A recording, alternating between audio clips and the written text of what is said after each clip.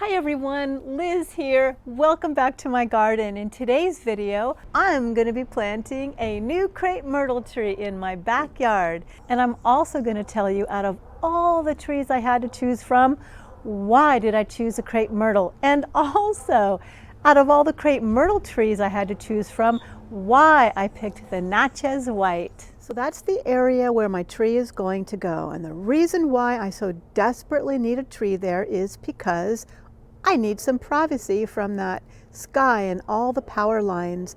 You see, last year there used to be a wooden fence behind my doors.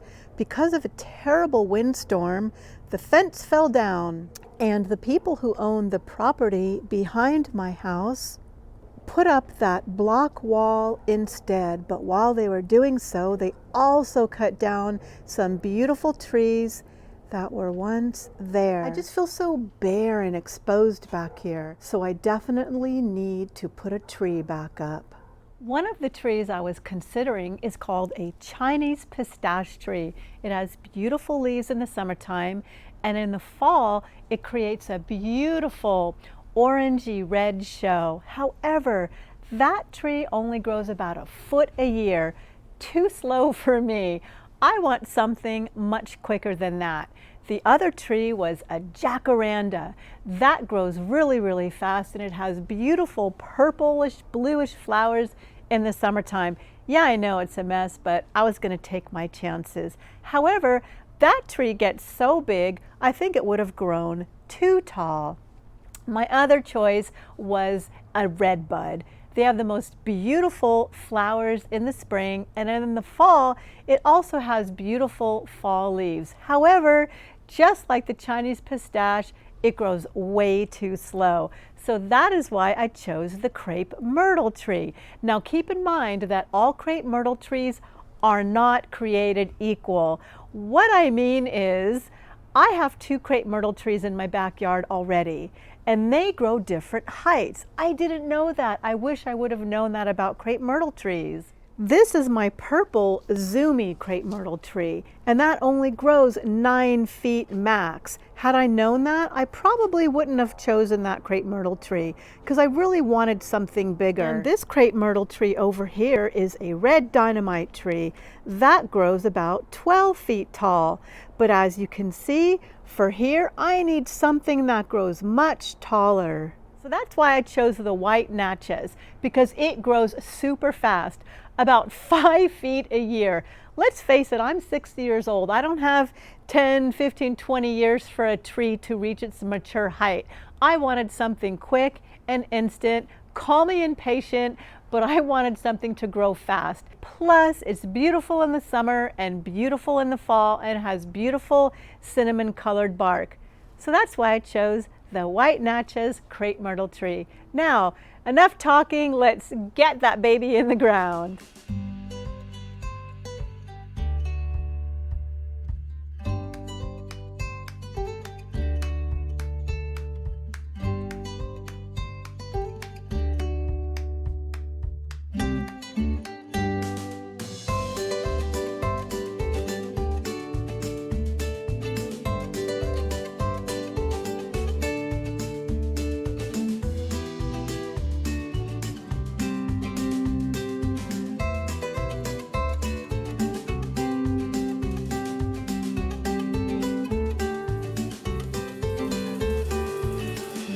Well, the good news is that hole was so easy to dig. I'm very blessed that I live in an area that has very rich and sandy, well-draining soil. When the shovel went in there, it felt like I was cutting butter. Honestly, I didn't need an auger or a pick or anything. That was super easy. Well, yeah, I am a little out of breath. Great exercise, but that really only took a couple minutes. So happy about that, and I didn't hit any power lines or plumbing, so this is going to be the perfect spot for my tree. Now, the hard part is going to be getting it out of that container. I could wait for John to come home, but I'm kind of stubborn, and I kind of want to do it today, so well, let's just see how the rest goes. So the first thing I'm going to do is get the tree out of the container. Then I'm going to put the wooden pot inside the hole just to see if it fits. rather than putting the tree in there and then discovering that the hole wasn't big enough or the right shape. Then I would have to take it back out. So that's my plan. Take the tree out of the pot, put the pot in the ground, and make sure it fits right.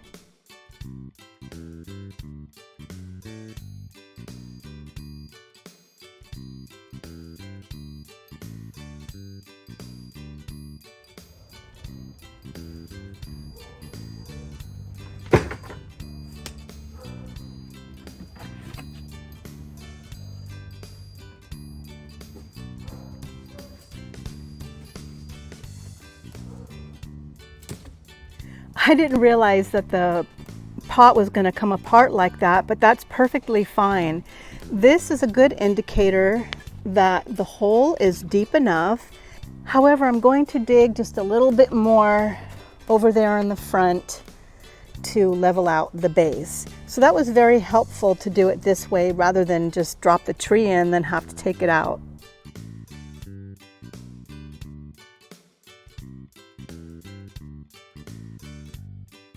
Absolutely perfect. I'm very happy with that hole. It's all ready to receive the tree. Now, this might end up being a blooper. Let's see if I can get the tree in the ground. That's a whole other story. Oh, by the way, never throw away your old pruners. Once they stop working in the garden, they actually have many other good uses. If it wasn't for these, I wouldn't have been able to cut this strong steel or whatever material that is. They just have a lot of good uses, so don't throw them away. You never know when you might need them to do something like this. Here's a little tree planting tip. Before you put any tree in the ground, make sure you know which way it's going to go, what's going to be the front and what's going to be the back, because once you get it in the hole, you don't want to have to lift it up or try to turn it if it's a big tree like this. So I know that this is going to be the front because I just like the way the branches are angled. So I'm just going to mark it with a little Sharpie. That way I know which way it's going to go in the hole right from the start.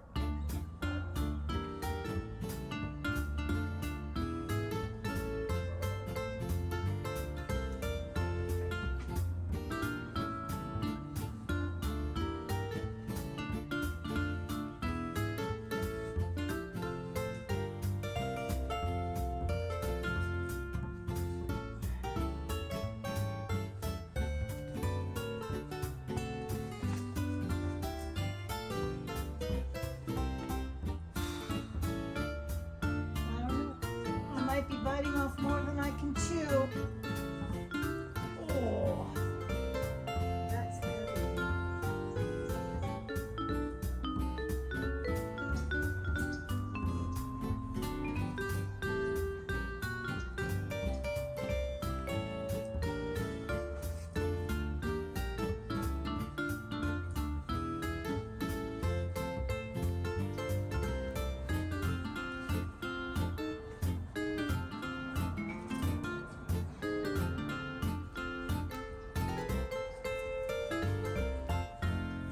As you can tell, I'm very stubborn.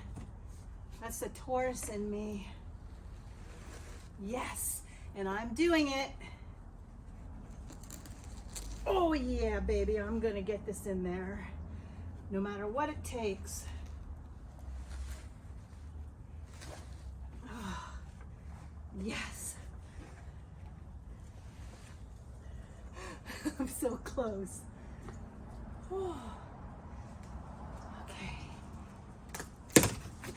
Okay, well, that got me a little farther. Oh my goodness.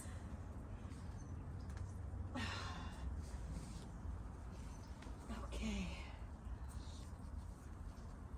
So what I'm going to do is I'm going to pray to God. I'm going to say, God, please give me the strength to get this in the hole by myself, because I can do all things through Christ who strengthens me. I always get emotional when I pray to the Holy Spirit. I can do all things through Christ who strengthens me.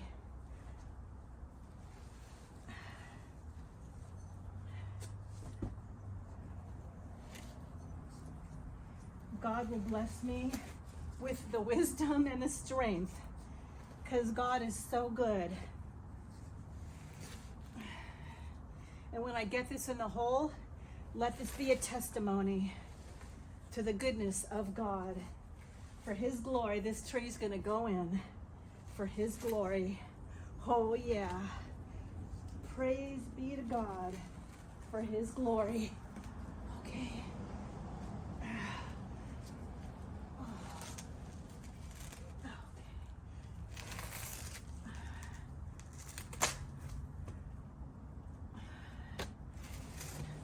Okay, we're so close.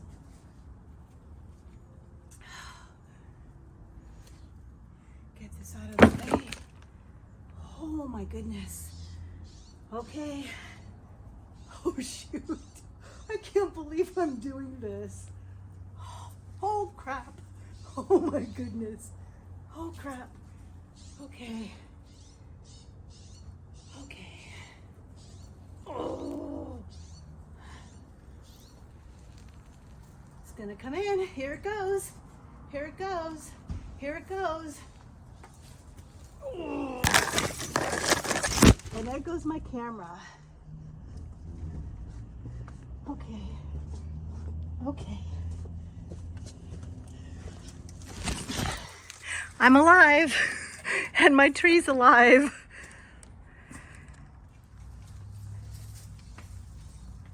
I said I was going to get it in the ground. I didn't say how.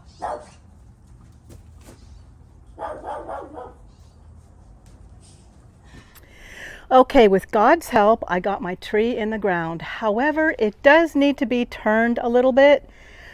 Unfortunately, because I put it in there myself, I wasn't able to get it straight and at the angle I wanted to. So what I'm going to do is, just to make it easier for me, I'm going to start limbing up. I'm going to start pruning these branches because I want the tree to be very, very tall. I don't want a lot of the branches and flowers to be low, so I'm going to limb it up. That just means prune the branches along the limb to make it taller. And that way, when I do turn it by myself, it will be a lot easier because I won't have these branches poking me in the face.